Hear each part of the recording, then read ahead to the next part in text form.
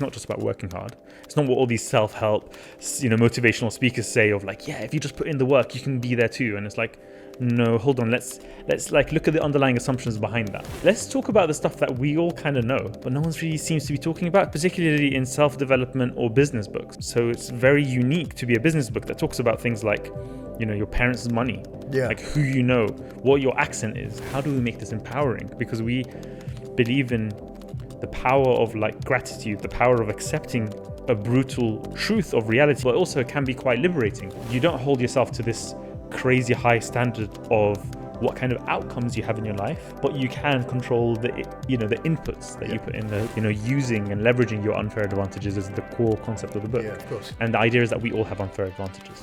Hi there, and welcome to the latest episode of Director's Debrief. This is a special one. I had the pleasure of sitting down with entrepreneur, keynote speaker, business coach, and author of the Business Book of the Year 2021, Hasan Kubba. The book, The Unfair Advantage, explains how you already have what it takes to succeed and breaks it down clearly into the Miles framework. In a world where it's all too easy to attribute other people's success to their money, intelligence, luck, education, or status, seldom do we look within to find our own unfair advantage. But this book teaches you to do just that. In this conversation, we discuss entrepreneurship and its connection to culture, gratitude, and ultimately how you can leverage your own unfair advantage in your business or in your career. We also discussed how you can build your network by offering others value. I really, really enjoyed this conversation and I found it incredibly insightful. And I hope that you do too.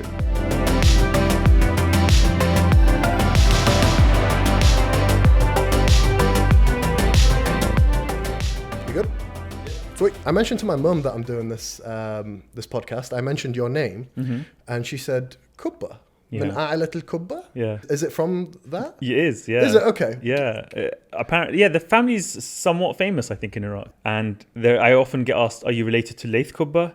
Who's sort of, I think, semi-involved in politics in terms as a consultant, I believe. Okay. And I believe I am related to him, but just distantly. Yeah. So yeah, we're from the Kubba family, the Baghdad. I think there's a couple of Kubba families, I believe. Okay. But I think from the Baghdad one, supposedly the main one. Yeah. I've been told. I thought it was just something that like Iraqi mums say. Like, I feel like whenever I say a name to her, she will assign it to a family. Yeah. Because just, from way back. Yeah, I get approached like, oh, you're from Beit Kubba. Like if there's somebody in an audience, if I'm giving a talk, I remember I gave a talk in Oman. Like, oh, wow. So this is like, far away and like not related to kind of Iraq at all. But then like the Iraqi spots it from the name. They're like, oh, you're Iraqi. So I get approached and like met some really cool people by the fact that they know Kubba as an Iraqi name and they clocked on straight away that I'm an Iraqi guy that they want to like meet, or they might know a relative of mine or something like that. That's really interesting.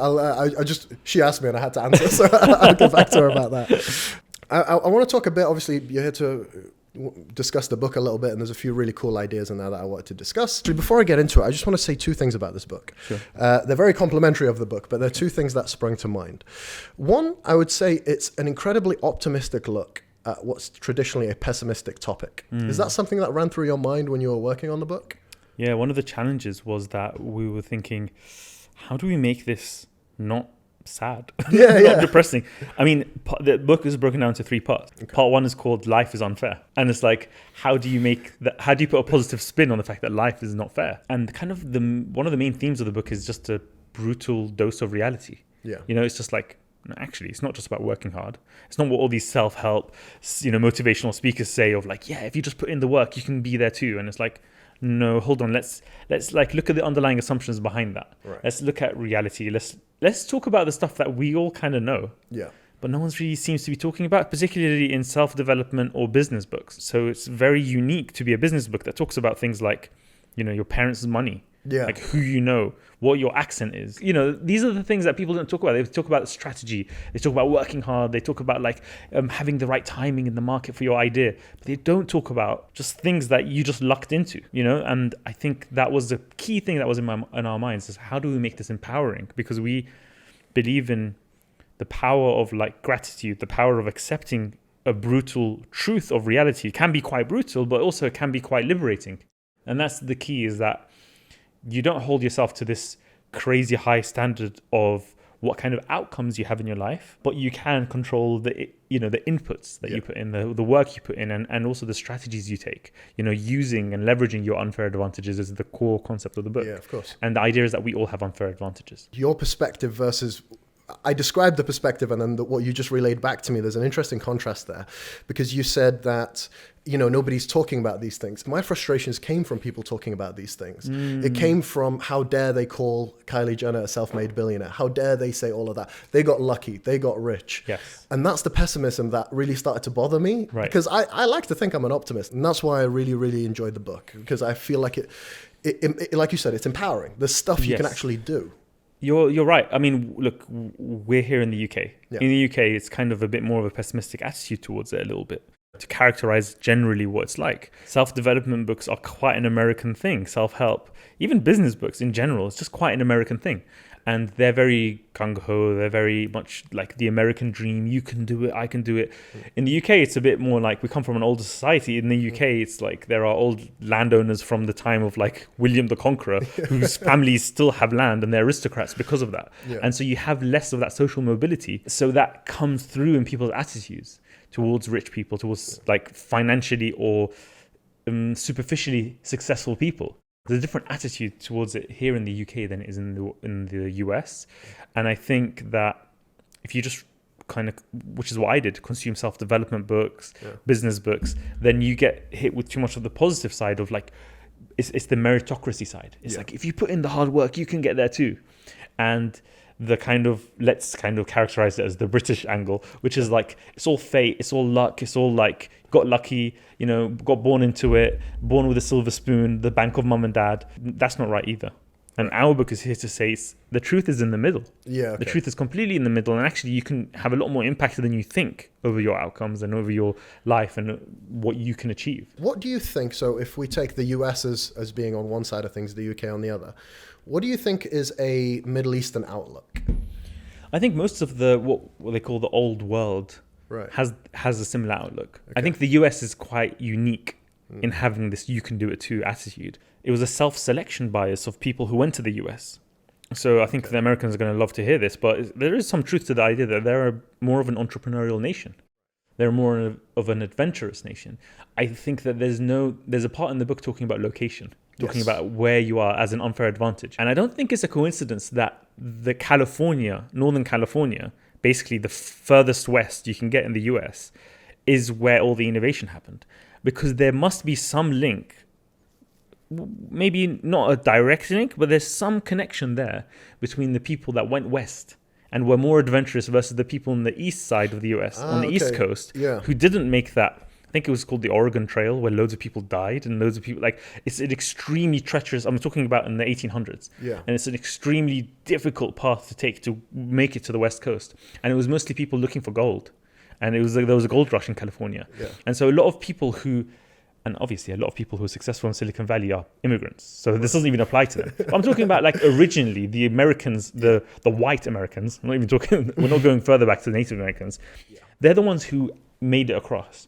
So there's a selection bias to more adventure, to more risk taking, to more make something of yourself, to this whole idea of even going from Europe to America for, the white Americans, for the people who went there earlier.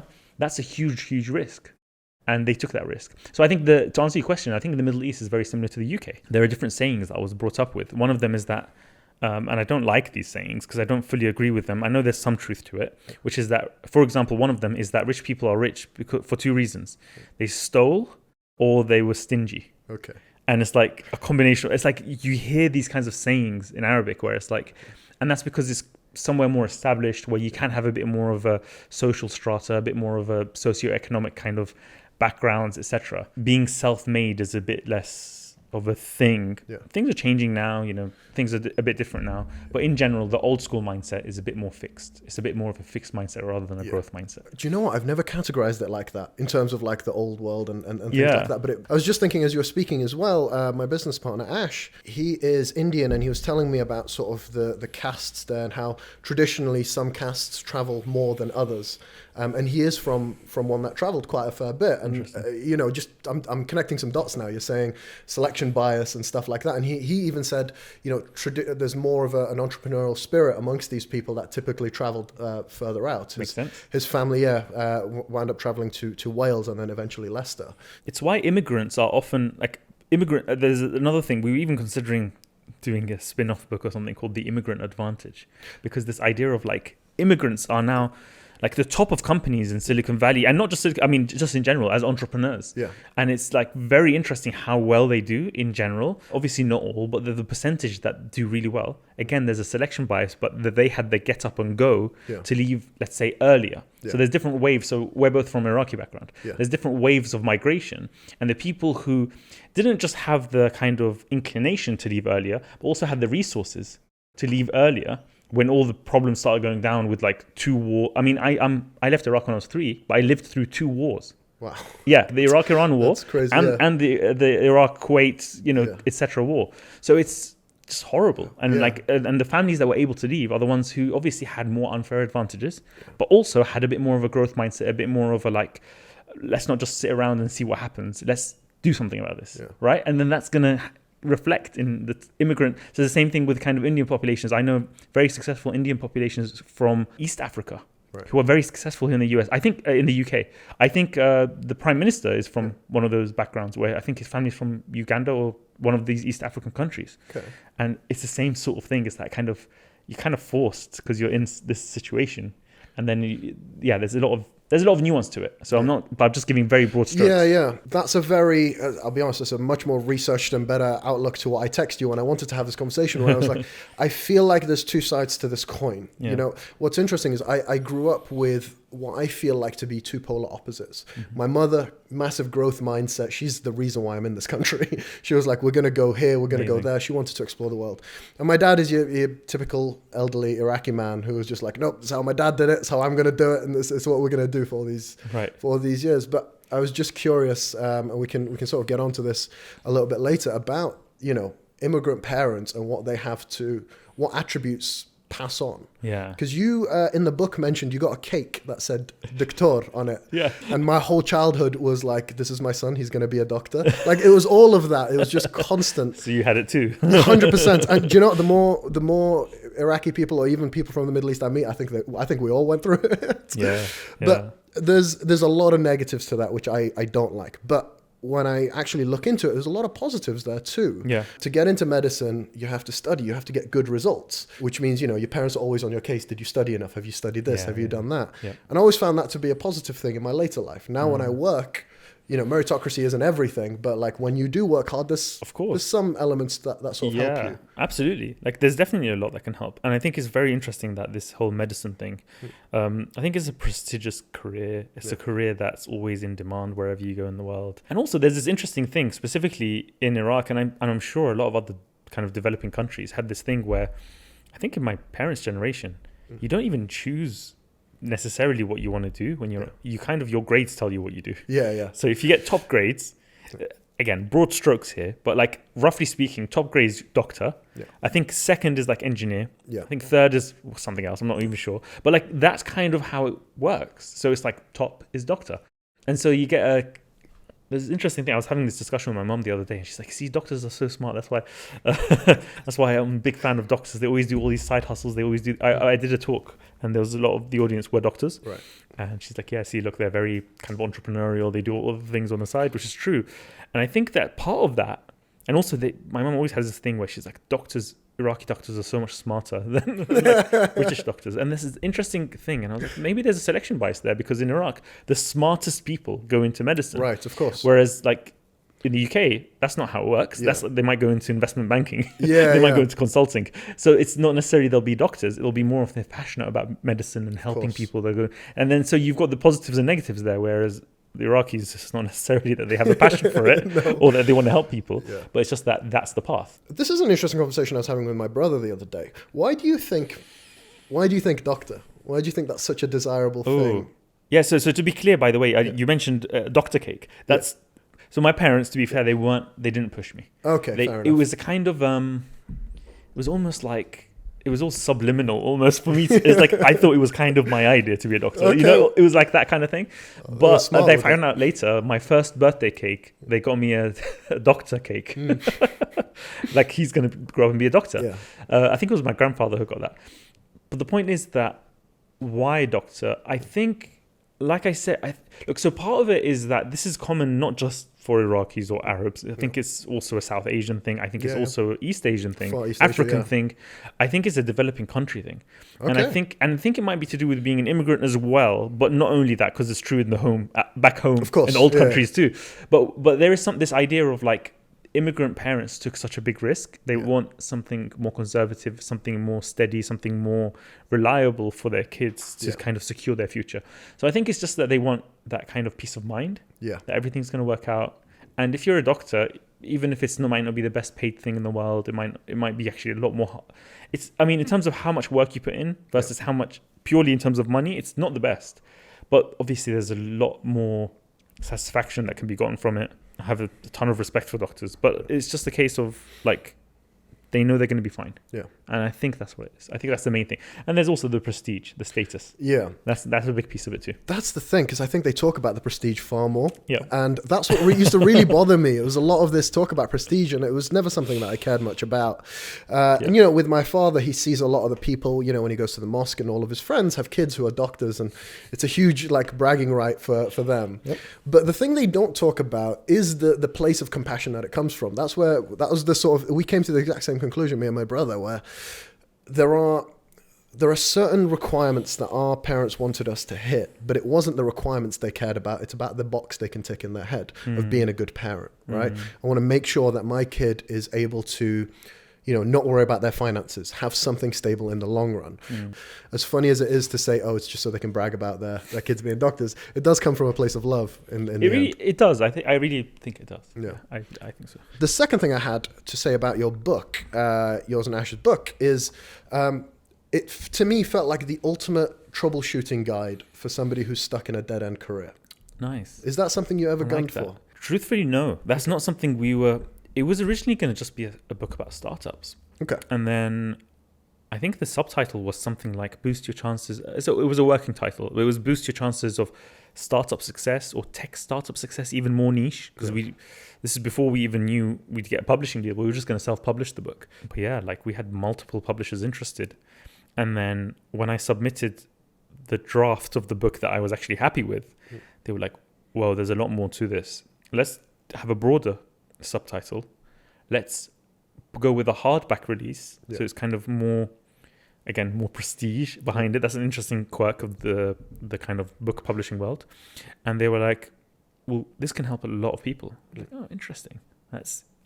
We thought so as well, but we never sort of aimed it, especially not for careers. I think but we've gotten the feedback recently how valuable it's been for people in careers. Yeah.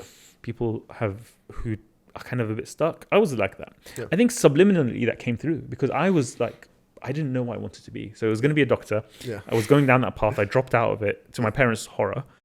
And then I was like, I don't know what I want to do. Okay, maybe economics. Maybe I can like learn about the world a bit more. I think that what put me off from the medicine path is I noticed that doctors generally had quite an insular, like their friends were doctors and their life was kind of talking about hospital patients, kind of that kind of thing. And I was like, I want to know how the world works. And that was kind of my thinking at the time, age 18. And I was like, I want to know more about how the world... thought for 18. Yeah, I was like, I want to know more about how the world works. I want to be more involved in the world. And I thought economics would be good because I never studied it before at like A-level or anything. So I thought, that's interesting. It's a study of like resources and how resources are allocated. That's very broad. That's interesting. Okay, let me look into that. And so I did economics at SOAS University because I thought I can learn about developing countries, I can maybe help Iraq.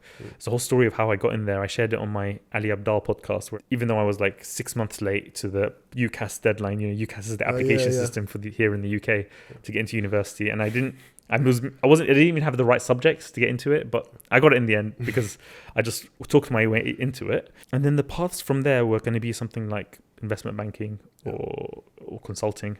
It just doesn't feel like something I wanted to do. So I was very stuck. Yeah. And I think that comes through in the book is that I was writing the book for my younger self. Of like, okay, here's what it's all about. Yeah. And I wish I'd known this when I was younger. And I think that's what helped. And I think that's why people are finding it's connected with people because of that. So I'm not surprised that we get that feedback a lot, that it's helping people who are stuck in their careers, who don't know what they want to do next, who are trying to figure out what they're good at, what they enjoy, what criteria to set when they're looking for a career or looking for a business to start or a project or a non-profit or whatever. The one interesting thing though is you said what to some words, what are their advantages?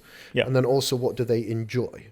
Where does enjoy come into it? Because I'll be honest, reading through the book, I know that wasn't your intention. It's not necessarily about enjoying the process. Maybe that's a different book, but it's more about finding what you can bring at scale.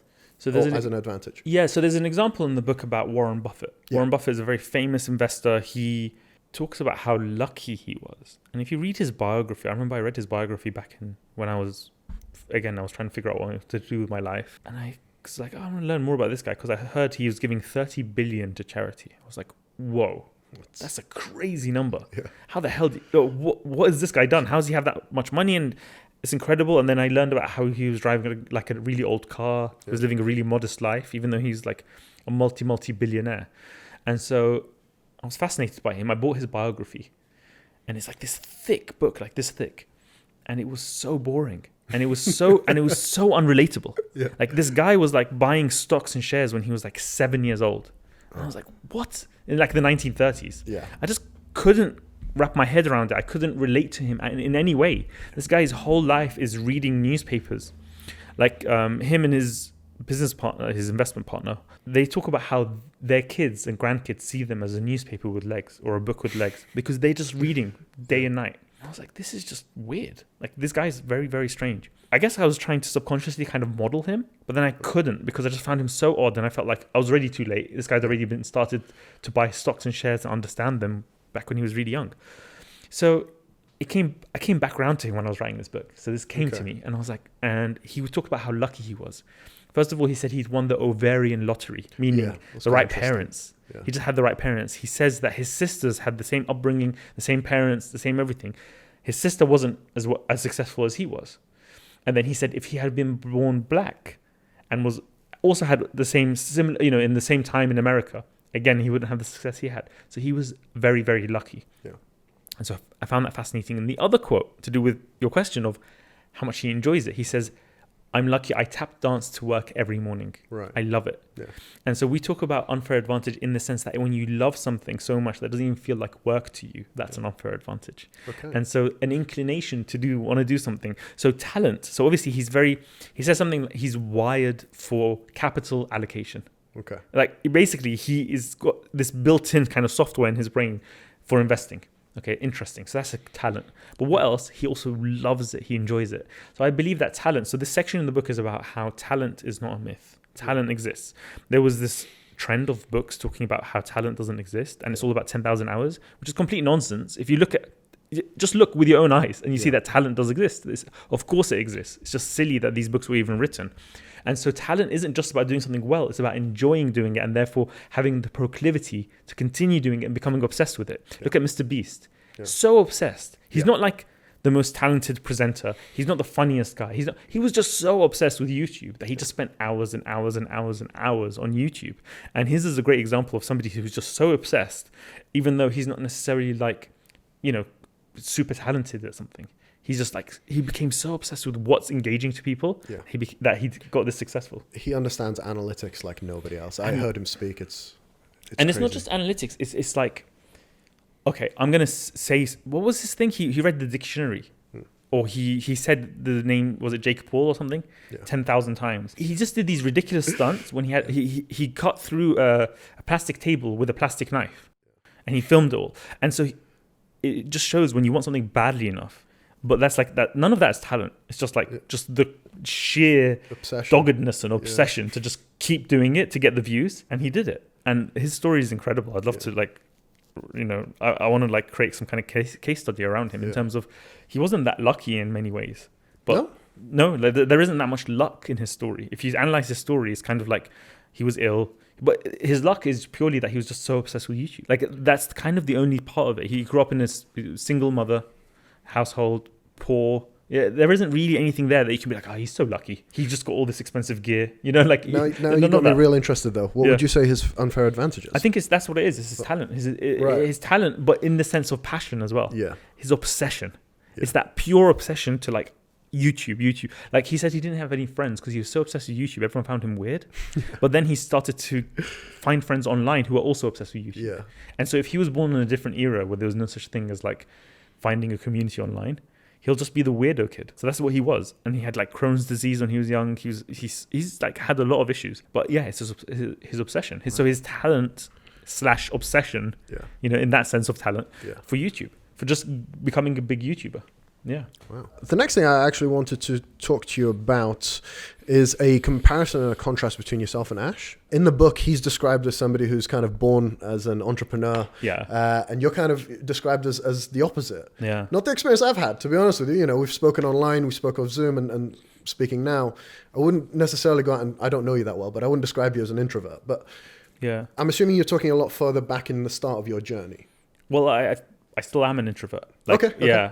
I'm kind of, you know, I do enjoy other people's company. I'm kind of in the middle somewhere, but I was more introverted when I was younger. Okay. But I would still say I'm still introvert. And I think that it's not just about being introverted. I think you can be entrepreneurial and be introverted. I think I just wasn't that.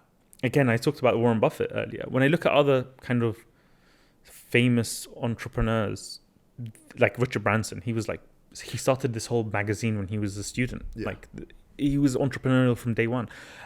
Ash was buying and selling encyclopedia CDs. Not buying. He was like burning.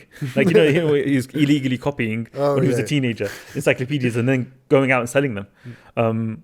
Gary Vee was doing something with baseball cards or something. I don't know. But I wasn't interested in money. I wasn't interested in like buying and selling and making money. It just wasn't me. So that's why I learned all of that from an online course of like how to start my own business. Yeah. And so I call myself an unnatural entrepreneur because I didn't kind of just naturally fall into that. Yeah. It was more that I just didn't want a regular job and I just didn't want that regular life. And so I think from I relate a lot to the story in Harry Potter of the sorting hat. Okay. So I don't know how familiar you are with the story, but the sorting hat, the first time it's trying to judge Harry into what house Hogwarts he goes into. Tells it. And then he tells it. Yeah, he says, so it says Slytherin. It's like contemplating putting him in Slytherin. And he's just going Gryffindor. Like he's just willing himself to be in Gryffindor. And then it says, oh, all right then, Gryffindor. That was the sorting hat. That's a good analogy, yeah. And I really like the idea of like, if you want something badly enough, you can kind of make it happen, you know? And I think that's what it was for me as an entrepreneur. I kind of just wanted it badly enough and I just studied it. And I believe that it's always better to learn from people who it didn't come to so naturally. Because the people who it came to supernaturally don't know how to describe what they're doing because they can't relate to not being able to do it. Right, okay, yeah. So I think that it was a good combo with me and Ash. So we both have a business partner called Ash. Yeah. So this is Ash Ali, my co-author in the book. For him, he'd already been, when we started writing the book, he'd already been an entrepreneur for like 15, 20 years. I'd been an entrepreneur for like 5. Yeah. Also, I had a lot of fear and procrastination and frustration getting started. Yeah. So I could really relate to people who were going through that. For Ash, it's like, just get started. What's the matter with you? Kind of like he can't relate to it anymore. It was too long ago. And also it came too naturally to him. So I think that's a benefit of like having things come more in a more. I don't think the best football players are going to be the best coaches. Right. Of course. Yeah. And I think it's not necessarily Alex Ferguson. I think he was a football player, but he wasn't the best by any means. Yeah. I don't think he was playing for some team in Scotland, I think. The same with Jose Mourinho, same with a lot of top managers. Yeah. They were players, but they weren't the best players. And the best players aren't going to be the best coaches. It's a different skill set. Yeah. Actually, it's really interesting they mentioned that because I have to relate this to Formula One. I'm not a huge football guy. Yeah, I'm not a huge football guy either. Oh, okay. A lot of the greatest Formula One team principals typically are drivers that didn't have the greatest career. But now that you're saying that, I'm like, well, they know what to do when a driver's not performing all that well. They know exactly what to say, what they're going through.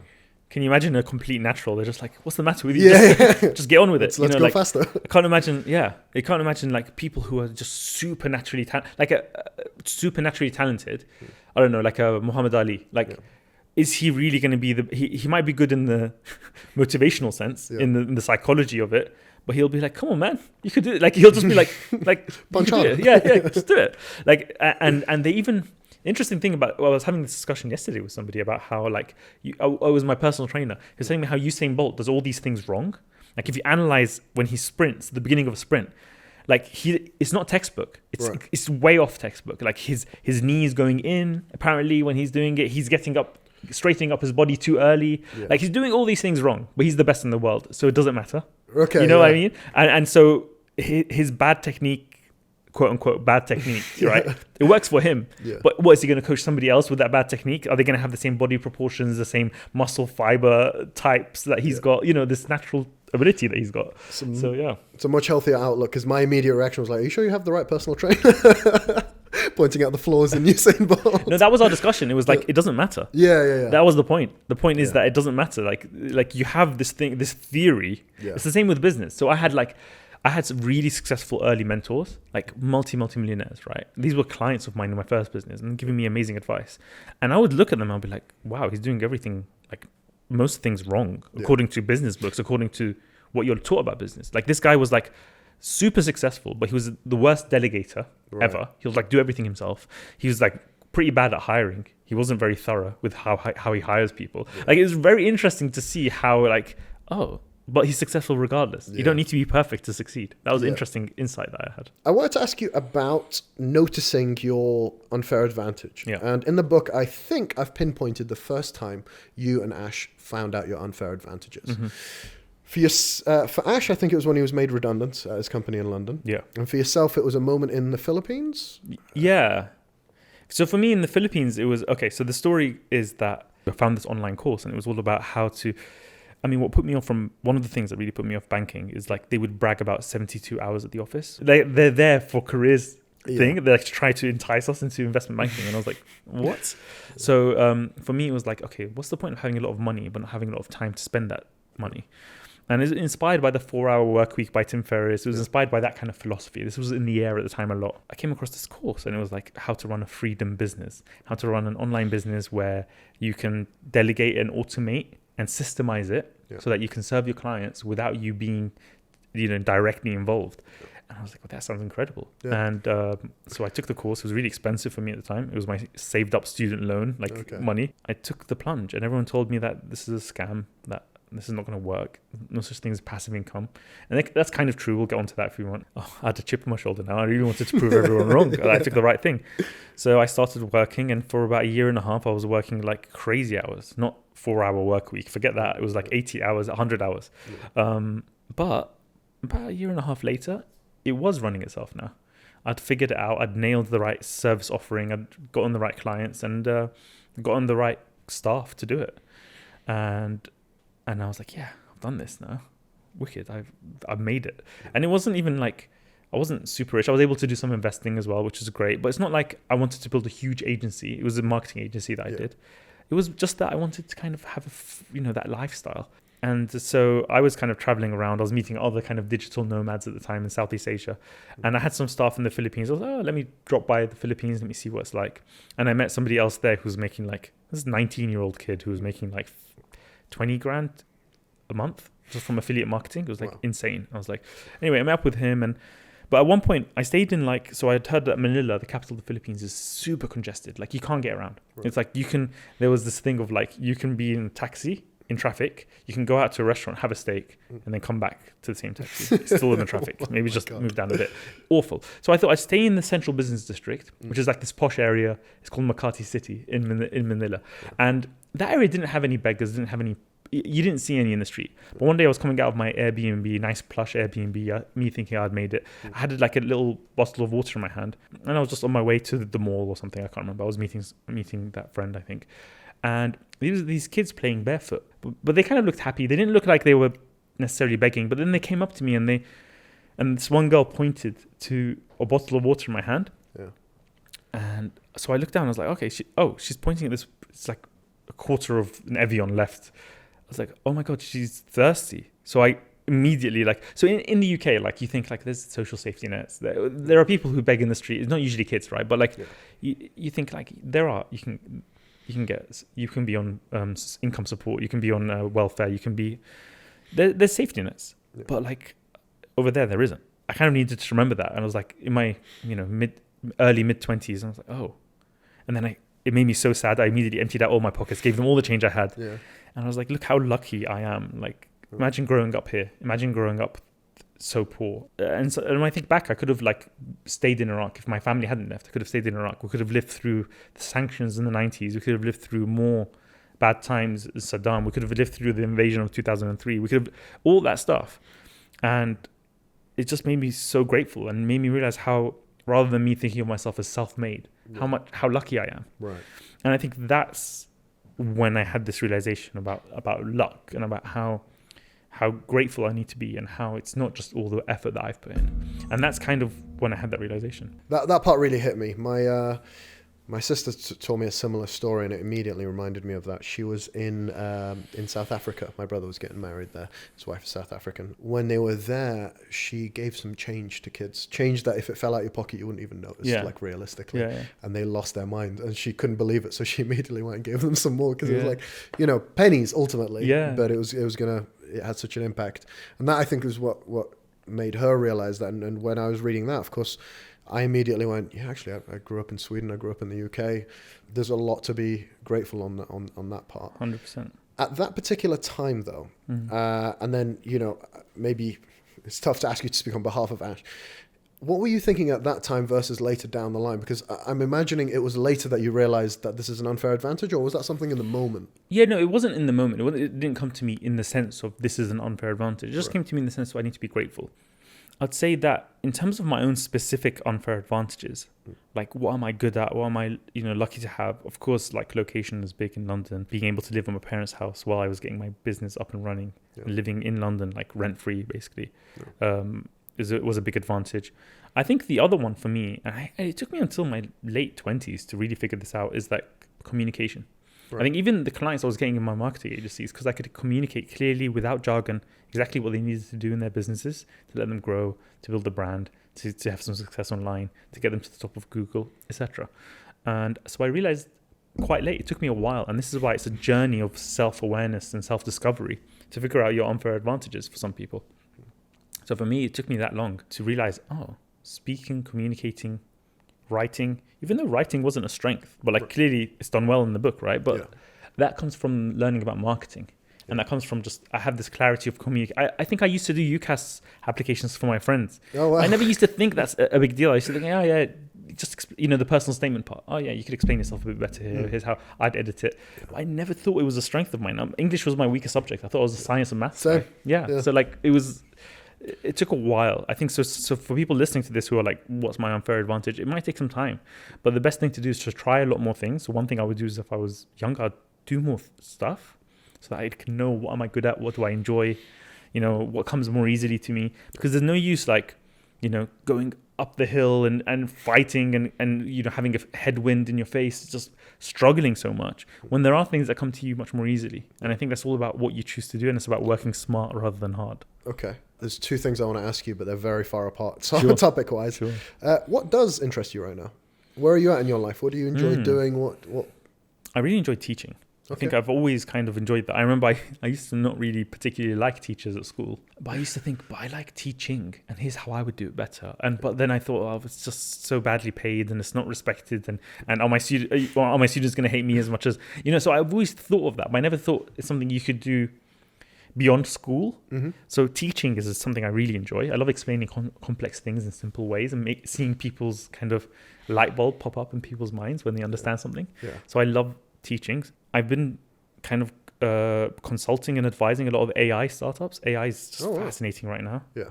That's another area that I'm really interested in. Is this something you know a lot about, or is it, again, your communication element coming in really handy here? Yeah, I'd say it's the communication element a bit more. I know a little bit about it, but I'm not on the super technical side of it, like not on the machine learning and generative AI and, computer vision. So I know a little bit about it, but just on the surface. I'm interested in culture. I'm interested in the content economy, the content creator economy. The creator economy is a very interesting space for me. I coach a lot of creators at the moment. I'm fascinated about what they do. A lot of creator startups as well, creating tools for creators. So, those are my interests at the moment, I'd say. Interesting. And the other thing, again, sorry to take a left turn again, but Sure. you're talking about going up the mountain. You're talking about going against the wind as these sort of negative things. You mentioned this in the book as well. And I have a little scribble. By the way, the book, I got like 6 pages of notes out of, Nice. but I have this big giant scribble that I couldn't ignore, which is it always a bad thing when it comes to going against the wind? Because it does, if we're using the literal analogy, it builds stronger muscles. And then when you bring it back to the analogy, it brings resilience. There's positives. It's a very to it, good right? question. So another way to ask this is, should you work on your weaknesses or should you focus on your strengths? Yes. Yeah. Right? I would say that you should focus on your strengths for work, for business, for making money, for lifestyle. You should go with what's easier. There's no point in saying, oh, I'm not a people person, but I'm going to take this job where it's completely all about, this whole career. Let's not even say a job, because maybe a job you do just for the short term to build a skill. But like, I'm going to go down this path where it's all about schmoozing, all about people. It's like, no, there's no need to do, like, you don't need to hate your job, right? There's no need for you to do that, to make your life so difficult for you. Go with your strengths. But for your personal life, strengthen, work on your weaknesses. Yeah.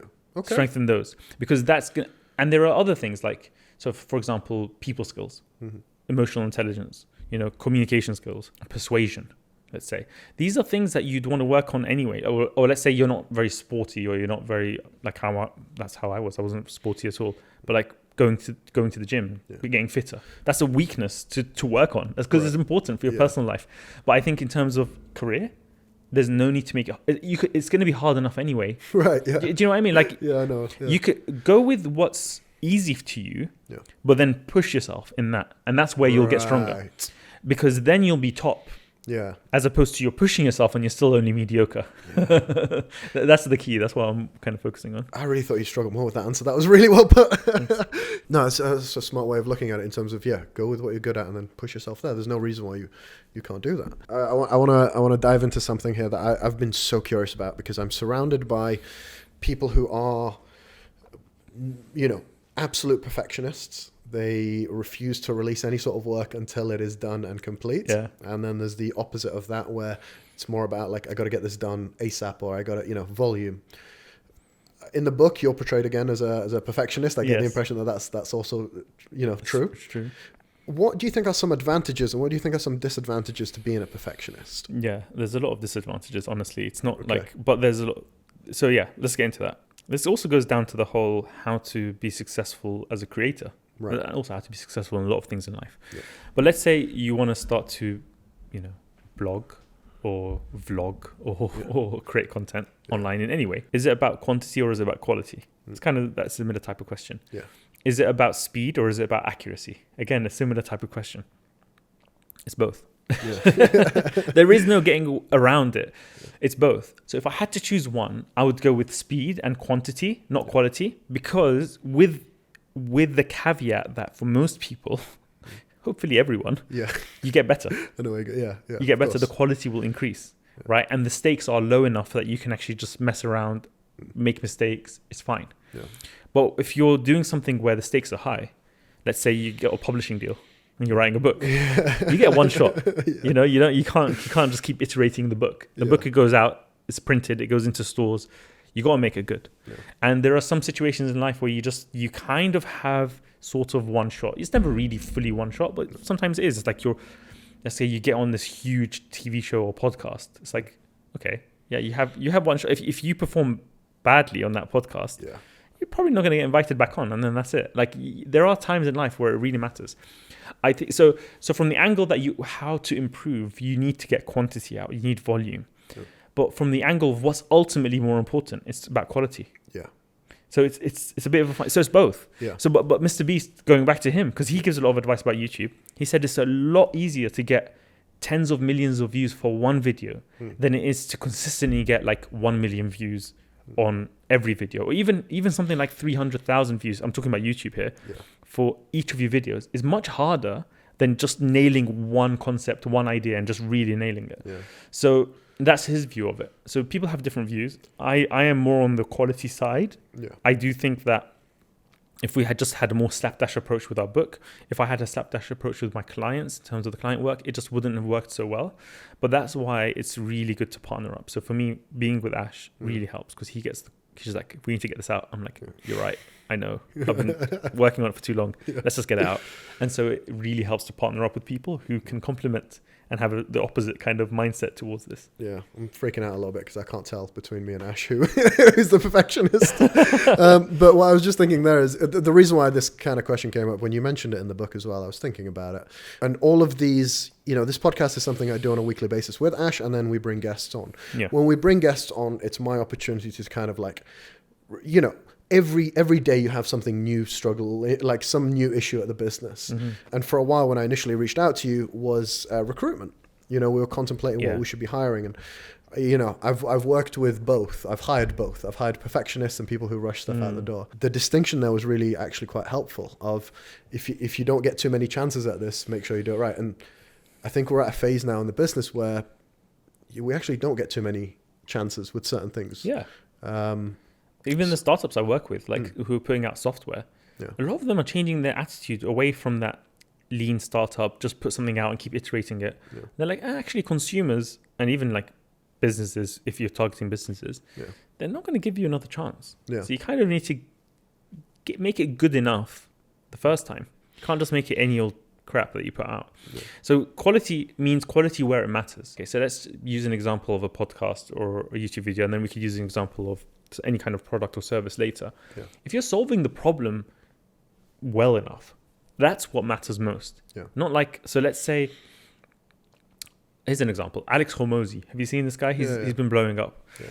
His videos, he's got good content.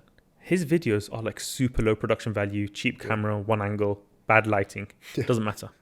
Right? Because his content is good enough. Yeah. As an example of the Just Eat, Ash's early days at Just Eat, they used to have a lot of customers say, your website is crap, your website is bad, but they kept using it. Clearly, they're onto something there because they're solving a problem well enough. So the quality matters where it matters. Yeah. And it doesn't mean you shouldn't make it look nice. It doesn't mean design doesn't matter. Design does matter a lot, like or finishing touches or production value. It does matter, but you have to, when you have a limited time, you need to get stuff out. Yeah. You have to really push it in the right place. So your content needs to be good enough. More so than having a pretty background, having the best lens, having the best lighting, as important as those things are. So it's the prioritization is really, really important.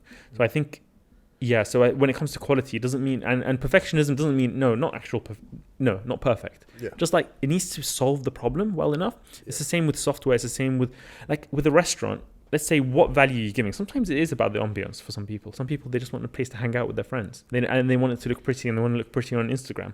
And so the food doesn't matter as much. But for some types of establishments, it's about the food. Yeah. And the food needs to be really, really good, because you're just going to have plastic chairs. You're going to have stools. It doesn't matter. People will still, queue around the block just to eat there. Yeah. So you have to figure out what it is that you really need to focus on. You don't need to be perfect in everything, but you need to be so good at that one thing that people can overlook, like bad service. I remember I had bad service at a restaurant last week, but then the bill came out and it was like really reasonable, and we're like, okay. The food was good, the service was bad, but you know what? It's worth it. The price was so good. It was not huge. It was 4 of us. Like that bill at the end wasn't too bad. Yeah. Actually, we probably would go back there again. That was a nice curry. So you kind of have to know what it is that the value proposition is, and realize perfectionism doesn't mean perfect on everything. Of course. A quote that I actually wrote down, and I've got it in my notes here, from I've just lost it. Paul Graham, where it's a common mistake to say the distinctive thing about your solution is that it will be well designed and easy to use. That isn't your insight. You're just claiming that you're going to execute well. Yeah. It made me think of, have you read 0 to 1 by Peter Thiel? It's been a while. Just his general concept of something needs to be 10 times better. Yes. Which is something that's just really easy to quantify. Do you have anything in your mind that makes it easier to quantify what's quality is as opposed to good execution? Yeah, quality is about solving the problem well enough. Right, it really is. Like so even if it's something, so like I immediately start to think of exceptions to this, which is like, what if it's not? What if it's just entertainment, not solving a problem? You can still consider that solving a problem of like boredom. Okay. And you just think, is it solving it well enough? And it really is. That's what kind of the quality is about. It's not just about like, you can have the overall look and feel of something to be really nice. And that can be great, and it can be very, very important. Ultimately, you should put most of your attention, most of your resources into making that problem solving good. So that's about insight. So we haven't touched on the Miles framework, whereby one of the big unfair advantages, Miles framework is this tool that we created, this framework to audit your unfair advantages. So one of the big ones that is almost a little bit less unfair in some cases, or a little bit more egalitarian, because you can be like quite low on everything else but have good insight, is this idea of having a unique insight into a problem. And so if you have a unique insight into a problem, you can then solve that problem, whereas because the other people didn't realize that's a problem. So just as a quick example that just popped into my mind right now, the neo banks, as they're calling them in the UK, these app-based banks, which are just not the high street ones, the ones which just have much better apps, much better features in that sense. It's a very clear insight. It's like, oh, millennials and now Gen Z would prefer their banking to be so much smoother on an app. Okay, so let's do that. And it's that simple. It's like, that's the unique insight. Sometimes it could be generational, like that one's kind of a basic generational divide kind of insight. Or it could be like about a subculture. It could be about an ethnic minority, a religious minority, as a age group. There's a lot of things that you can use as an insight to create a business or a product around and solve it well enough. And that's what Paul Graham is talking about there. Yeah. It's not just saying, oh, I'll do an Uber, but it'll just be a nicer app. Right. Who cares? On the topic of value, this is something that, over the past few years, I've realized the biggest asset that we can attribute to myself and Ash, to our company, is leveraging our network. And that comes from meeting new people. That comes from, finding out where you can add value. This is something you brought up in the book. When you approach somebody, trying to figure out a way to add value to somebody. Yeah. Do you have any ways that, let's say you're speaking to your, was it 19-year-old when you were in the Philippines, like a younger self? How would you say that, how can you start to find areas where you can add value? Like, what's a good conversation starter? Or what can you do if you're on LinkedIn or at an event? You're like you spot somebody. Yeah. And you're like, that person I think can offer me help, but I want to be, mutually beneficial. How do you? Well, that's a great question. I often get asked, how did I meet Ash? And it's a good example. Co-author. And one of the things that he said to me afterwards is, and I don't even remember saying this at the time, but I'd learned this principle of like adding value, is I'd asked him, this guy who's just been part of a huge IPO, who's had success with Just Eat, they had, he's doing very, very well. I asked, and a lot of other people were meeting him at that event as well, but I had apparently asked him, how can I help you? Oh. And I think it's that simple. Like beautifully simple. Yeah, it's that simple as how can I help you? And often it's not clear. You can't just go up to like super successful, just be like, how can I help you? But like, you should try and figure out how you can help them. Like, what area can you add value to? There's a lot of things that they don't have the time for, they don't have the understanding of. I remember this is in the early days of like Snapchat was still relatively new. I remember the older generation be like, I don't get Snapchat, I just don't understand it. And I'm like, okay, I'll show you, I'll explain what Snapchat is. And I don't get it. And that is now true for TikTok. Right. And it's true for, there's a lot of things that the younger generation can add value with. And not realize it. Like another one that's very common, which is overplayed. You must get a lot of people do this who say, I can create short form videos for you from your podcast. I'll cut up clips for you. And it's like, that's a possible way that they can add value. But the right way to do it is for them to just do it. Right. And then send you the clip and then say, okay. And then say, why don't you post this? I think you'll get better engagement with this. And they go, oh, it's a good clip. I'll post it. And then, oh, okay, got a lot more reach. Maybe I'll hire him, or maybe I'll refer him to somebody else if I'm not even hiring at the moment. So the key is, how do you add value? And you have to kind of anticipate their needs. Look at like, are they working with a charity have they started a foundation that's really dear to their heart? Can you do something about that? Can you connect them with more younger people or groups or communities? There's often that divide is harder to reach younger people. So I often get this question: how do I get a mentor? How do I find a mentor? And I think that's the way. Is think of how to add value. And also, you can also ask very specific questions as well. Like, I get loads of messages, right? But like, sometimes they're just paragraphs. Often they're paragraphs and paragraphs. And it's like, I want to help, but I can't. I get too many emails like this. But if they had just cut it shorter, asked a specific question, I reply to those and Yeah. I give my specific advice. And you know what would work is if they then come back to me and say, I did it and here's what happened. Yeah. And I'm like, oh, interesting. Now it's a fun game for me. Yeah. And that's how, because it's like now I could just say stuff and then they'll give me feedback of how it worked. Now that's interesting. And then I'll continue and then that becomes mentoring. Yeah. And that's So your value out of this whole thing. Yeah. Wow. So you can add value just by executing and giving feedback. And, oh, I did that. I did what you said. Here's what happened. Yeah. What do you think? Should I do this or this? And, oh, yeah, do that. Yeah. Let's see what. Here's what I would do. Yeah. And now you're just like, oh, this kid is like actually executing. Yeah. And that's rare. And actually feeding it back to me and staying in touch. Because often you give advice and then it goes out into the ether and nothing happens. Yeah. You don't hear back. And that's quite often the case. It probably didn't apply it. Yeah. That's really cool. I have so many more notes, but I'm going to kind of leave it there. And I just want to ask you what I mentioned. One of my favorite things to ask is, you know, you're going around, you're doing a few of these podcasts, you're speaking to a lot of people. What do people not ask you? What should I ask you as the sort of last question? What do people not ask me? And I hate this because I thought of this idea and then now Stephen Bartlett's been doing it for ages, but I don't do as many episodes as him. So now it looks like I'm stealing his stuff. What do I wish people asked me? I think there's a lot of different areas my mind's going to. So when you ask me what am I interested in nowadays, I also have a lot of broad interests where I'll just be like, I'll study like history just for the fun of it. Oh, cool. Like, that sounds too formal, study history. Yeah. I'll like listen to some history podcasts, or I'll just go on this deep dive into a Wikipedia channel or like a YouTube channel where it explains stuff. Like, that's interesting. So like an area that's quite interesting to me is like, you know, what was looking at historical examples and saying what were their unfair advantages. Okay. That's fascinating. So that just popped into my head as something that I'd love to talk about more or create more content around. Just on a sort of side part of that conversation. Sure. We've talking a lot about like, you know, unfair advantages and stuff, but I'm curious, have you ever been in a position where you feel like you could do anything and you don't know what to go for? You know, like this the whole paradox of, you know, when you have so many options, the paradox of choice. There's so many doors that you don't know which one to go through. Yeah. I think that can happen. And I think I've become quite good at prioritizing. Because the more you put yourself out there and you start to get some recognition, you get more and more opportunities. Yeah. And you have to kind of triage it. You have to kind of go, okay, which one should I start with? Which one is a higher priority? And because I've been coaching others on doing the same, I can kind of, and I've had coaches myself, I can kind of work on prioritizing it. Sometimes I talk it through with a business partner or something like that.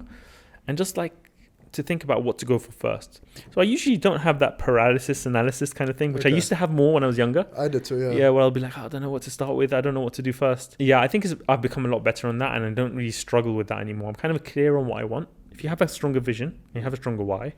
And for me, it really is about like spreading opportunity more. Yeah. So this idea of like the world being unfair and like we don't start from the same starting line. It's not a level playing field. I love working on leveling that playing field I think a big piece of it is about awareness. Yeah. So a huge piece of this is like, I never knew that there's this whole tech startup thing when I was younger. And that's not the only opportunity there is, or like this whole content creator thing. Like you can do this and like you should just get started. And actually you have enough knowledge to get started. And here's why, and building that confidence and empowering people to know that actually there are these amazing opportunities.